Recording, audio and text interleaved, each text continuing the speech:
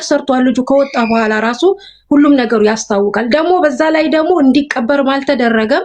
ወስደው ሽንት ቤት ነው የተከተተው ማለት ነው። ሽንት ቤት ከተውት ደግሞ ሽንት ቤቱ እናትየው ይደፈን እዚህ ሽንት ቤት ላይ እንደዚህ ካደረጋችሁ በኋላ መጠቀም አይቻልም። እንዴት ነው ልጅህ ላይ የምትጸዳዱት ስትል ራሱ ማንም ሊሰማት አልቻለችም። ሽንት ቤቱ እስከዛሬም ራሱ እየተጠቀሙበት ነው አሉ ማለት ነው። እሱ እንዴት ነክ? ደህና ነኝ አልሐምዱሊላህ። አይዋ ጥያቄ ነበረኝ። ሽኩራን ጀዛኩሙላህ ወደ ላይ ስላስወጣችሁኝ ማለት ነው። ሁሱ ጥያቄ ያኔ አንድ ልጅ ነበረች ማለት ነው። ያኔ ቤተሰብ ናት፣ ባለትዳር ነበረች።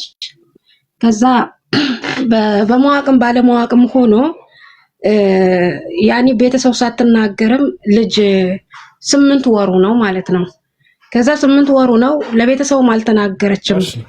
ያኔ የነሱ ቤተሰብ ደግሞ ሲጀመር ሚስት ካገቡ በኋላ ከቤተሰብ ጋር እንዳትገባባ ያላትን ነገር ማንኛውም ችግር እንዳትናገር የሆነ ነገር የሚያደርጉት ነገር አለ ማለት ነው። ከልጁ ቤተሰብ ማለት ነው። በቃ ብትቸገርም ምንም ብትሆን አትናገርም እና የ8 ወር ልጅ ካላስወጣሽ ብሏት ማለት ነው። ሐኪም ቤት ሄዳ የሆነ የሙስሊም ሐኪም ቤት ስትሄድ አይ እኛ ሙስሊም ነንም በሸሪያችንም አይፈቀድም ደግሞ ይሄ የጠነከረ ልጅ እንዴት ነው ብታስወጪ ብለው አባረሯት ማለት ነው። ከዛም በኋላ ተነስታ ሄደችና ስትነግረው ለባልየው የክርስቲያን ምንድነው ሐኪም ቤት ሄደሽ አስወጪ ብሏት ብር ሰጥቷት ትሄዳለች መድኃኒት ልታመጣ ማለት ነው። ከዛ ያንን መድኃኒት አምጥታ እሷ ደግሞ ያን ትወስዳለች ማለት ነው። እና ልጁ ማለት የጠነከረ ልጅ ነው፣ የ8 ወር ልጅ ነው ማለት ነው። ይሄ መድኃኒት ከወሰደች በኋላ ልጁ ወጣ። ከዛ ለቤተሰብ ደግሞ ስትናገር እሷ በሰዓቱ ወፍጮ ቤት ሄጄ በቆሎ ወይም ደግሞ የሚስፈጨው ነገር እህሉን እኔ ላይ ወድቆ ነው ብላ ዋሸች ማለት ነው።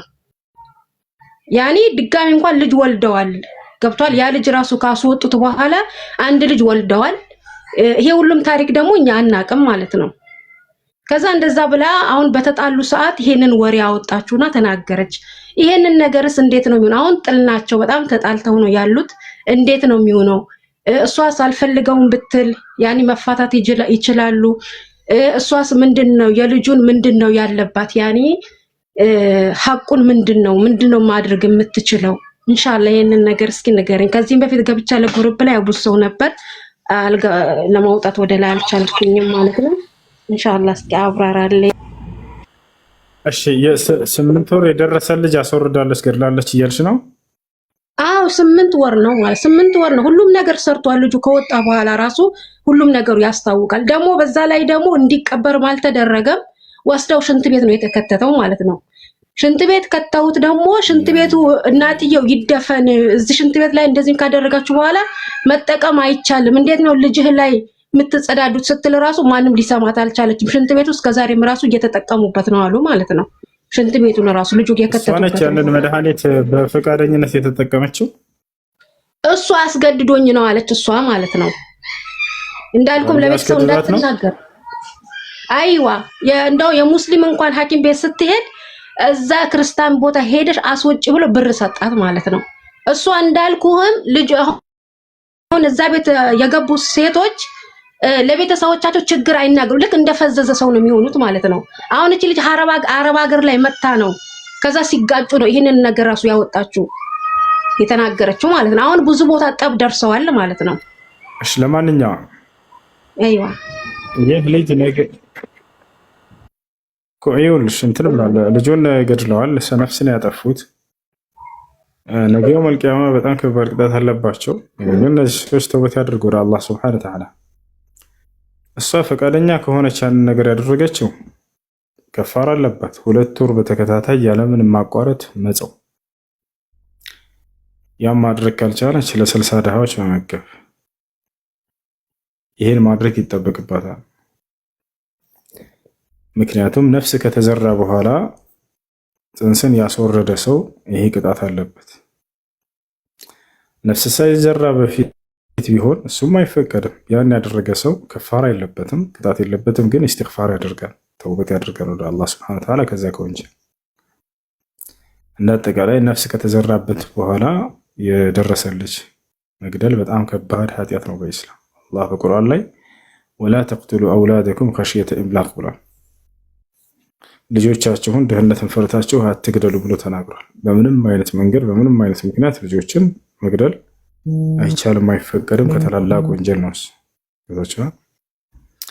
ስለዚህ ያ ነው እሱ ከሆነ ይህን ነገር አስገድዶ ያስደረጋት ግን ያለ ፈቃዷ እሷን አደጋ ላይ ጥሏት ከሆነ ምንም ይሄ ዑዝር ሊኖራትም አይችልም። በዚህ ነገር ላይ አይ አላስወርድም ብላ እምቢ ብትል ራሷን እንትን ማለት ልጁን መጠበቅ ስለምትችል፣ ነገር ግን በህይወትና በሞት መካከል አድርጓት ከሆነ አሁን ይህን መድኃኒት ካልወሰድሽ በቃ እገልሻለሁኝ አላት። እንደዛ ሆና ተጨናንቃ ያደረገችው ነገር ከሆነ ወደ አላህ ሱብሓነሁ ወተዓላ ተውበት ታድርግ። ከፈራ የለባትም በሷ ላይ ተውበት ብቻ ታድርግ። ነገር ግን ሰውየው ወንጀል ሰርተዋል፣ ትልቅ ወንጀል አድርጓል። ይህ ወደ አላህ ሱብሓነሁ ወተዓላ ተውበት ሊያደርግ ይገባዋል። እሺ ያ ነው ለማንኛውም። እሺ ያቀል ይገጣ። ሰላም አለይኩም። ወአለይኩም ሰላም ወራህመቱላሂ ወበረካቱ።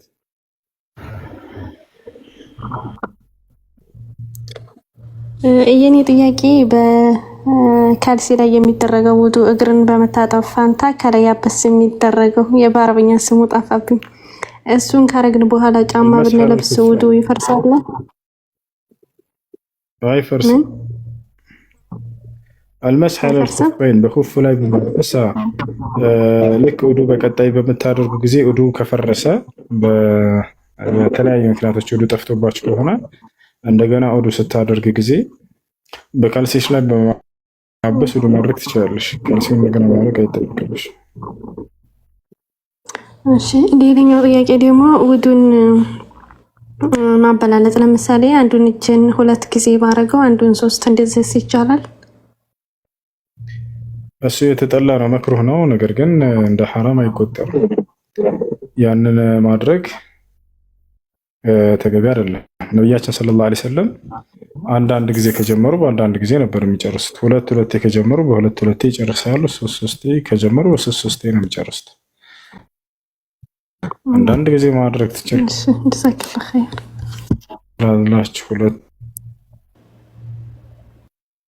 2 ጊዜ ማድረግ ትችላላችሁ። 3 ጊዜ ማድረግ እሺ። ጥያቄ ያለ ይቀጥል። ሰላም ወራህመቱላሂ ወበረካቱ። ሰላም ነው፣ እንዴት ነህ? ቁጥርህን ማግኘት ትችላለህ ወይስ ጥያቄ ነበረኝ? በዚህ መጠየቅ ትችላለህ። በዚህ መጠየቅ ጠይቅ። ወላሂ በጣም ያኔ አንገብጋቢ ጥያቄ ነው። እነዛን ነገሮች ደግሞ ከአንተ መስማት የምፈልጋቸው ነገሮች አሉ እና ቁጥርህን ታመቻችልኝ በጣም ደስ ይለኛል። አስቀም በስተ ቁጥርህን አስቀምጥ፣ ሲወጣ እደውልልሃለሁ ኢንሻአላህ። እሺ መራባ ጀዛከላሁ ኸይር። እሺ ህይወት ጥያቄ አለሽ? ወያ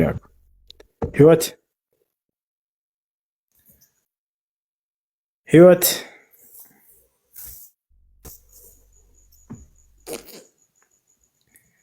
ቁጥር አትስተውሱ። ልስታቸው አልስታቸው ሱብሃን ልስታ ቁጥር አለይኩም ኡስታዝ ሁሴን አለይኩም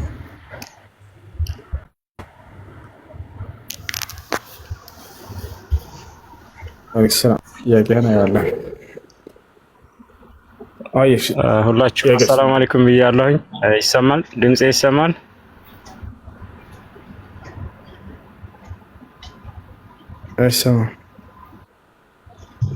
ይሰማሻል? ባረከላሁ ፊኩም። تسمعين كلامي؟ ይሰማል? ልቀጥል?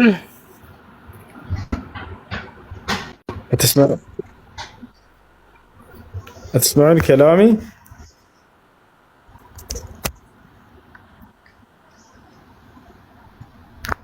الو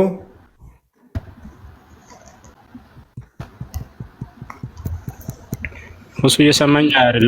አቤት አቤት፣ ይሰማል? ልቀጥል? ይሰማል እያሉ ነው ከስር።